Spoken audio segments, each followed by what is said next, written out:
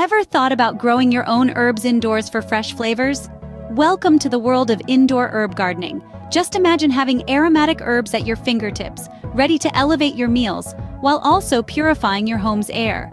Growing your own indoor herb garden is easier than you think. To start your indoor herb garden, you'll need a few basic items. First off, pots or containers for planting and good quality soil to provide nutrients. Then, choose your seeds or seedlings, each offering unique flavors. With these simple items, you're ready to start your indoor herb garden.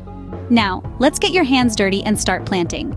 Begin by filling your pots with quality potting soil, leaving about an inch from the top. Next, make a small hole and gently place your herb seedling in it. Cover it up with soil, pressing gently to secure the plant. Remember, your herbs love the sun, so place them near a sunny window. And don't forget to water them, but not too much. Just keep the soil moist. And there you have it, your very own indoor herb garden. Once your herbs are planted, the journey doesn't end there. It's essential to provide your plants with consistent care. Regular watering is key, but avoid overwatering. Your herbs will also appreciate ample sunlight, so position them near a sunny window.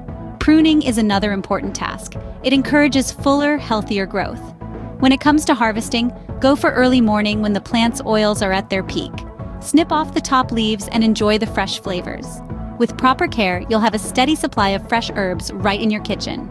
Growing your own indoor herb garden is not only rewarding, but also adds a fresh twist to your meals.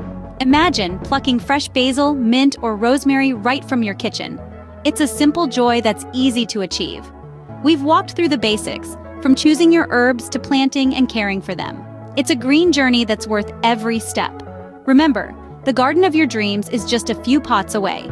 If you found this video helpful, please give it a thumbs up and subscribe to our channel for more gardening tips and tricks.